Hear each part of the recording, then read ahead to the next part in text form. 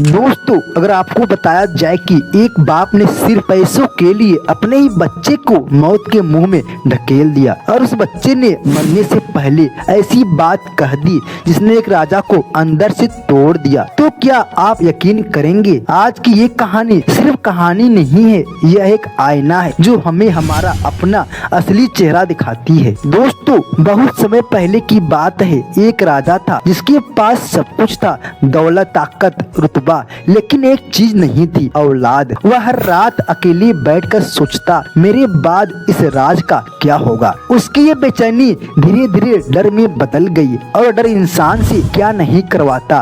एक दिन एक तांत्रिक उसके दरबार में आया और उसने कहा, राजन, अगर आप अपने राज्य में किसी छोटे बच्चे की बलि चढ़ा दे तो अगले 1 साल में आपके यहाँ पुत्र का जन्म होगा। सोचिए, एक राजा जो जनता का रक्षक होता है वह क्या कर बैठा। उसने बिना सोचे उस बात को मान लिया। दोस्तों, अगले ही दिन पूरे राज्य में ऐलान करवा दिया गया, जो भी अपने घर का एक बच्चा देगा उसे ढेर सारा धन दिया जाएगा। ये ऐलान एक गरीब परिवार ने सुना। घर में भूख थी, मजबूरी थी और इंसान जब मजबूर होता है तो वह इंसान नहीं, हालात का गुलाम बन जाता है।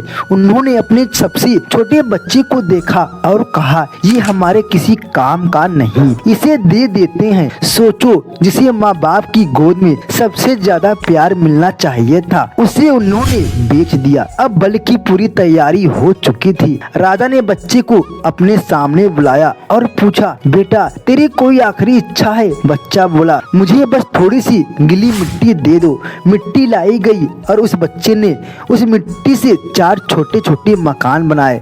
उसने एक एक करके 3 मकानों को लात मारकर गिरा दिया गया और चौथे के सामने हाथ जोड़कर खड़ा हो गया। फिर राजा की तरफ देखा और बोला, अब मेरी बलि चढ़ा दो।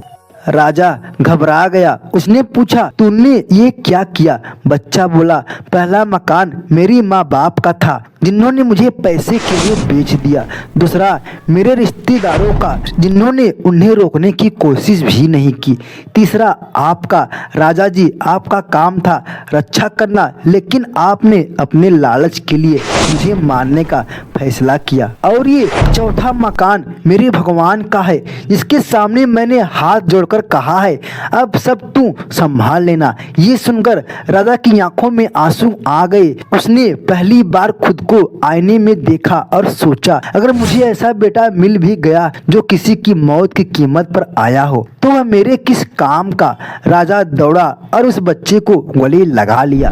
रोते हुए बोला, आज से तू ही मेरा बेटा है। दोस्तों, इस दुनिया के सामने झुकने से कुछ नहीं मिलेगा, क्योंकि ये दुनिया अपने मतलब के लिए कुछ भी कर सकती है। अगर झुकना है तो उस भगवान के सामने झुको जहाँ से इंसाफ मिलता है। अगर समर्पण करना है तो उस परम पिता परमेश्वर को करो, जिसकी अदालत में कभी गलती नहीं होती। अगर इस कहानी ने आपके दिल को छुआ तो इस वीडियो को लाइक जरूर करें और ऐसे ही सच्ची कहानियों के लिए हमारे चैनल को सब्सक्राइब करना मत भूलना। मिलते हैं अगले वीडियो में, तब तक के लिए जय हिंद।